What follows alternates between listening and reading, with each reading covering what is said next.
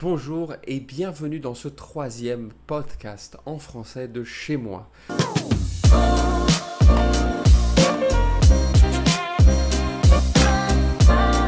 Je suis Damien, je suis professeur de français du cours chez moi et aujourd'hui je vais vous parler de choses qui font un choc pour les personnes. Allons parler de 10 choses que les étrangers trouvent choquants en arrivant en France. Le premier point que je trouve très important et qui est totalement différent de ce qu'on peut observer au Brésil, par exemple, c'est les bises. Faire la bise pour dire bonjour.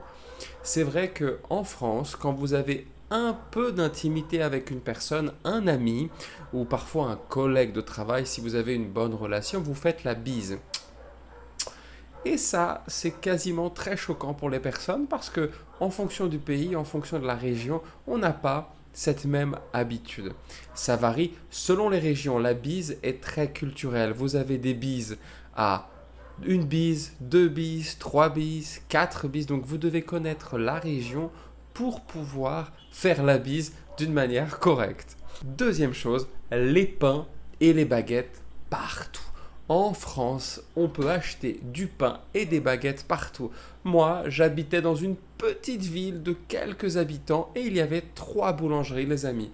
Imaginez, c'est une culture très forte. C'est très habituel d'avoir du pain disponible partout. Donc, après, bien sûr, j'ai déjà parlé des clichés dans l'autre vidéo sur la baguette sous le bras, etc. Mais c'est vrai que le prix du pain est très bas. C'est une réalité. Comparé à d'autres pays, le pain n'est pas très cher. Et vous avez la possibilité aussi de demander une demi-baguette, qui est la moitié d'une baguette, ce qui est parfois plus facile quand vous êtes une personne seule. La grève et les manifestations.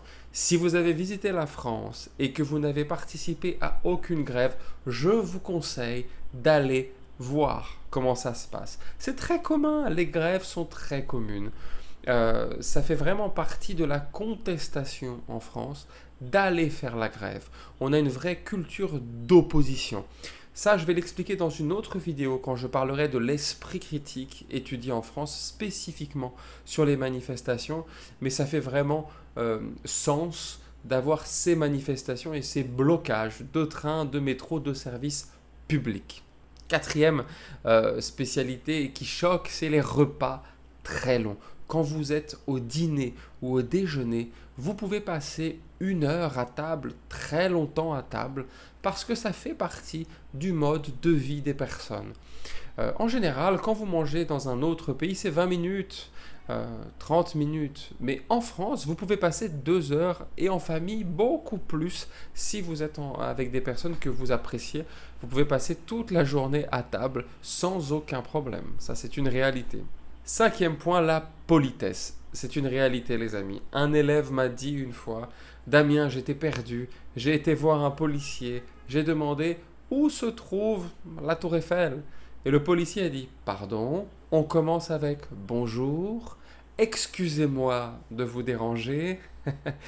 C'est très commun en France, vous devez toujours commencer par bonjour, excusez-moi, comme si vous dérangiez toujours la personne. C'est la base de la communication si vous ne connaissez pas la personne. C'est une réalité. Donc faites très attention quand vous allez dans les commerces. Parlez bonjour, excusez-moi. Ne faites pas eh ou des signes ou des onomatopées parce que les Français détestent cette forme de s'adresser à eux. Sixième, le café.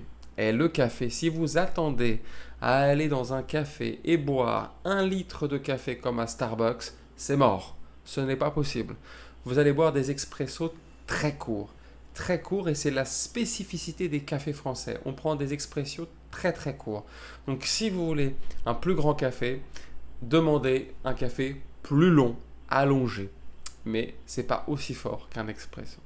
Septième chose qui peut choquer aussi, c'est les horaires des magasins. Les amis, parfois, vous pouvez aller le dimanche dans une ville et les magasins sont fermés. Si c'est une grande ville comme Paris, comme Lyon, comme Bordeaux, vous avez des quartiers qui sont ouverts le dimanche. Mais si vous allez dans certaines villes un peu plus éloignées, ça peut être compliqué. C'est possible de trouver des villes où il n'y a pas d'ouverture le dimanche. Donc, faites attention, programmez-vous si vous êtes dans des villes différentes. Huitième, les toilettes publiques payantes ou alors très rares. Vous avez des toilettes publiques en France, mais c'est très rare d'en trouver et parfois c'est payant. Et il faut faire attention au système. J'ai beaucoup d'étudiants qui restent parfois bloqués à l'intérieur parce qu'il faut attendre entre deux personnes que le lavage soit fait. Mon conseil, petit conseil du jour, allez dans un café, buvez un café, consommez et allez aux toilettes. Si vous allez dans un café et que vous ne consommez pas, vous allez être expulsé. Donc, consommez un café et allez aux toilettes. C'est plus propre et c'est plus tranquille. Neuvième et avant-dernière chose qui peut choquer, c'est les transports publics. Alors, le métro est très développé. Il y a beaucoup de métros en France, à Paris principalement, mais dans d'autres villes, il y a des trains, il y a des tramways, il y a des bus parfois qui peuvent être gratuits. Mais le problème, c'est qu'il y a en général beaucoup de personnes et donc il faut faire attention à se programmer sur des heures où les gens ne vont pas au travail et ne rentrent pas du travail. C'est très important. Et le retard des trains est très commun. L'excuse vraiment réelle, c'est que le trafic est très fort. Il y a beaucoup de trains. Donc si vous avez un train toutes les 5 minutes, s'il y a un retard de 2 minutes, après 3 trains, on retire un train. C'est la logique. Donc il faut faire attention, il faut bien écouter les annonces qui sont difficiles à comprendre parfois, mais faites très attention à cette spécificité-là. Et bien sûr, la 10e chose que je trouve très intéressante, c'est qu'il y a beaucoup de mélange de cultures en France. La culture française est très forte, mais il y a beaucoup de mélange de cultures. De par les anciennes colonisations et les anciennes colonies, beaucoup de gens viennent en France, sont français et viennent de cultures différentes. C'est très riche, que ce soit en termes de gastronomie, de culture, de musique aussi. En France, on écoute beaucoup de musiques qui viennent d'autres cultures, et ça, c'est vraiment très spécifique. Vous avez beaucoup de nourritures comme le couscous, les sushis, les kebabs, les nourritures indiennes. Il y a beaucoup de diversité et ça, c'est plutôt très positif. Voilà, c'était les 10 choses qui choquent le plus quand on arrive en France. Est-ce que vous êtes déjà allé en France? Si oui, qu'est-ce qui vous a le plus surpris? Dites-le ici en commentaire et dites-moi ce que vous en pensez. Salut!